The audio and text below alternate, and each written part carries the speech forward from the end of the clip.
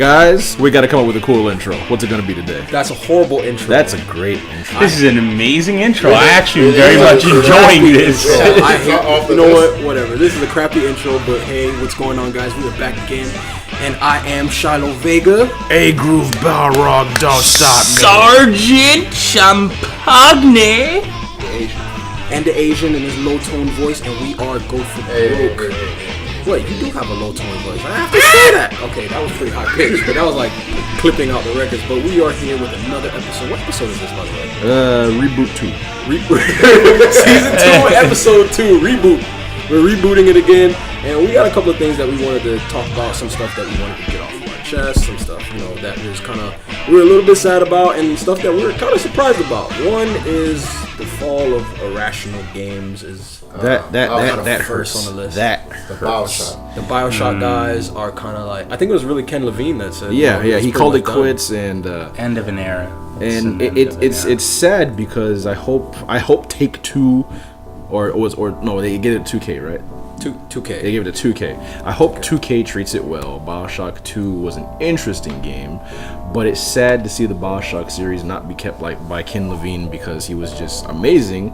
I'm sad he had to conform to first-person shooter standards to make the game, but it was still a great BioShock game. Infinite, yeah. Nonetheless, you will be missed, BioShock 2K. If you fudge it up, coming up for you. But wait, what was the reason why they left? Did he even say? He wanted to make more smaller narrative-driven games that he can control without being the publisher, being all on the shoulders and being stuff. like, hey, make a first-person shooter with a guy standing on the front of the cover holding a gun in front of the American Basically, flag. he Robert Kirkman'd it with Image. Oh, you mean like what Tim Schafer is trying to do? Exactly. Wow. All right. Well, that's one of the things that we want to talk about is irrational games. Hope some of those guys that lost their jobs find good ones and better ones. Our hearts are to you guys. Stick it to the man, guys! BioShock Infinite 2, Return of the Songbird. The next thing we want to talk about that is something that we were actually like, when we saw the picture, but then saw the trailer, we were like, we kind of want to play this now. The sequel to the greatest game ever. Shaq Fu. Oh, I hate that fighting game. Shaq Fu. That is the best, most balanced fighting game because that is the worst balanced fighting.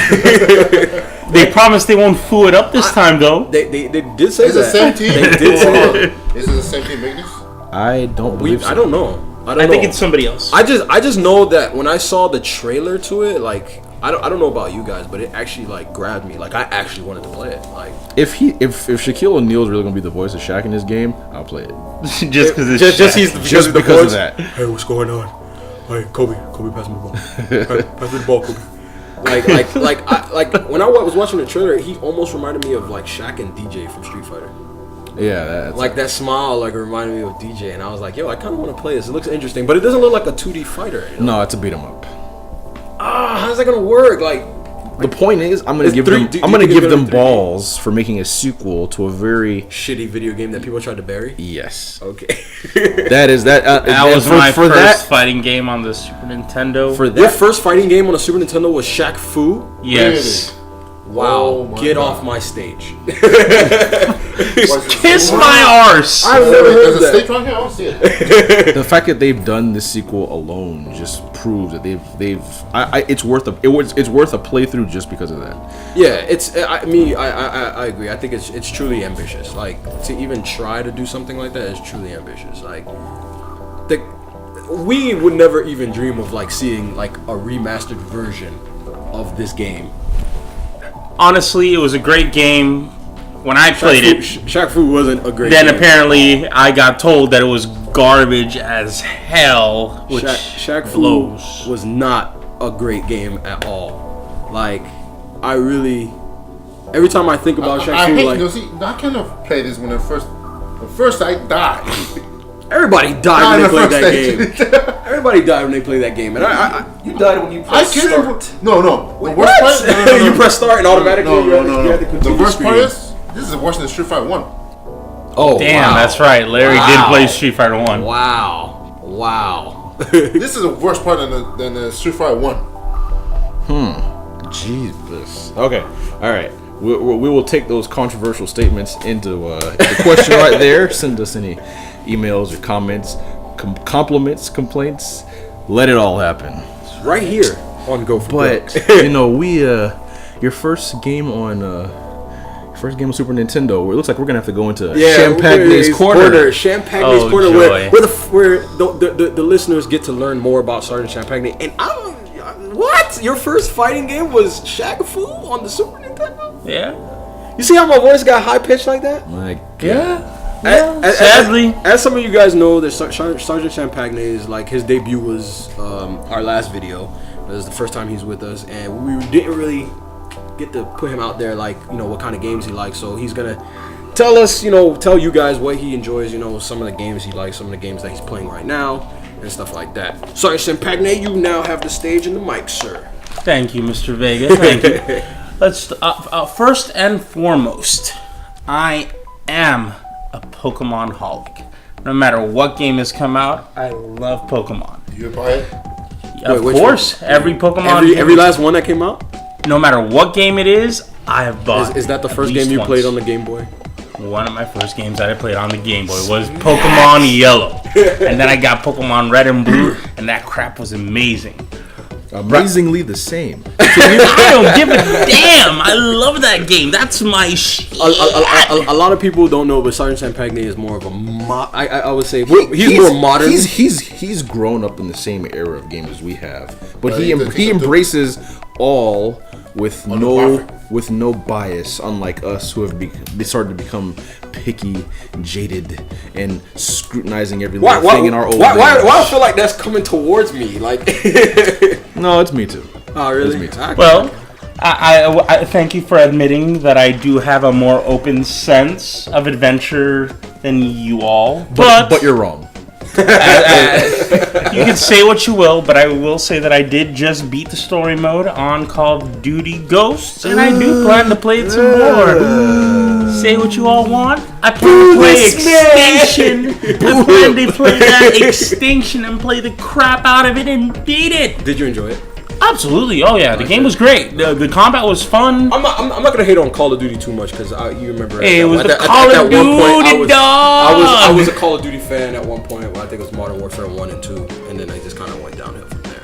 But I can kind of, you know, sympathize and agree with some of the things. But come on, Ghosts. Like, I've heard some good things. I heard good things, but I also heard some bad stuff. But the main bad problem I'm thinking is with the PC game, which is what I'm playing it on. Mm-hmm. Sometimes there's certain latency issues, and sometimes there is a few dips in graphics. Mm-hmm. But I feel like that's just a problem with people that have low-end PCs.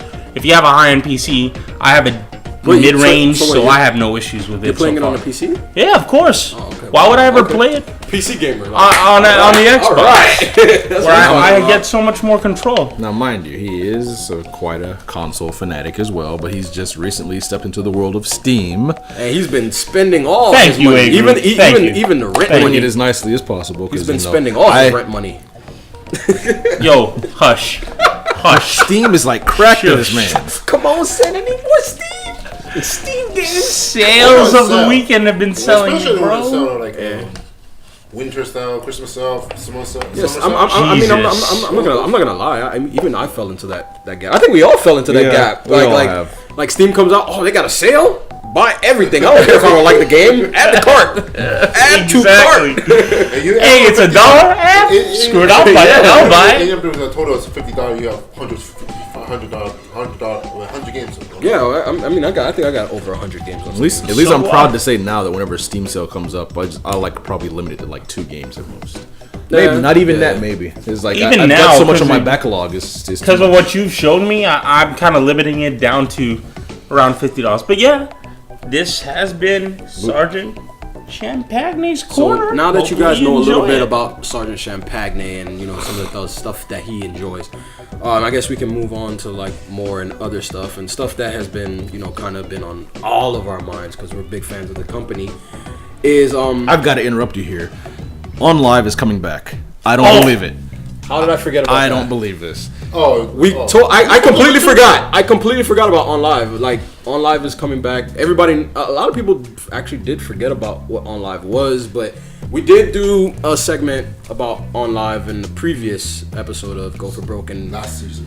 it was last season. Thank you for making it simple for me. I was about to think of an episode, but it was basically it was a console that was coming out for people who don't have high-end PCs. They can play, PC games on It was a subscription-based, yeah, like box, set-top box or something So like that. that means even if you had a really crappy $300 PC or laptop, you could still play games. As long as your connection was good, the games look just as beautiful as they would anywhere else. Yeah. Exactly. But my only problem is I think at the time, OnLive was ahead of its time. Not everybody embraced that type of world yet. Mm-hmm. And now, the fact that it's going for like a kind of like a comeback, it's way too late. The world's already have embraced it and it's moved past it. Yeah. There's nothing. I mean, there are probably people that can still benefit from OnLive, but I feel like it's just way past its prime now.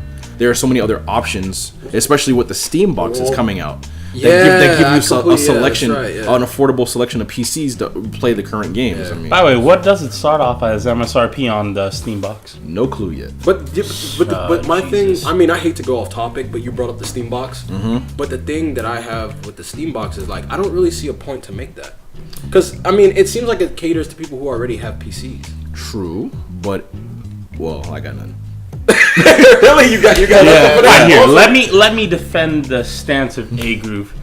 Look at it this way: for the console gamer that wants to dabble in some games that are on the PC, this will be something that they could enjoy. Or let's say for somebody who's a budget gamer who can't afford the full price of a gaming PC, but they don't want to go and do OnLive, they could get a Steam box and they could still have some good gaming goodness. I can agree with that. I could agree with that. And I wish I do agree with most of it, but I think a lot of people who have gaming PCs also have consoles. Exactly. We That's all a have slight PCs, issue. and we also all have consoles.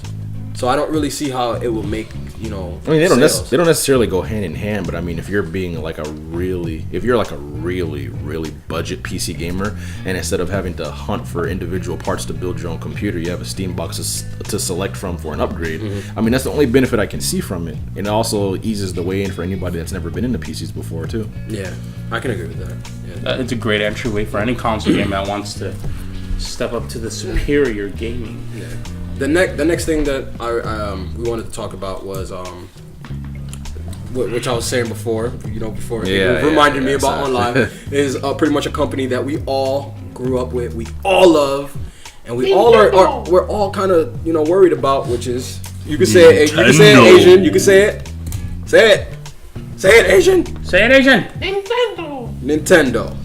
And pretty much Nintendo's commitment to consoles, health, and pretty much their sales. Like, What do you guys feel about that? It's They struggling at least trying to get through. I don't know, like it's weird. trying Like to get I love Nintendo. I love the innovation that they do. And it's weird because we talked about them for episode 1 too, and we're talking about them again. Yeah.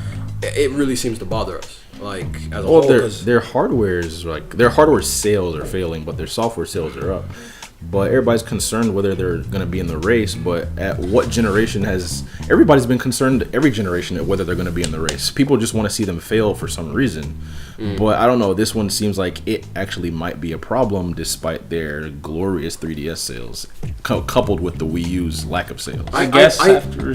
Well, sorry about that, continue. ShyLo. But I guess after seeing that press release and that interview, I felt like the struggle is real for Nintendo. It is, Or maybe it is. Maybe it's time for a new direction. Maybe I would say the direction of how all these AAA title games are being budgeted nowadays. Maybe even Nintendo's feeling the effects of those too. Might, but I don't know, cause like you I mean, you guys know I just got a Wii U. You just got your Wii U. I mean, we were hoping that you two would get your Wii U. I planned to.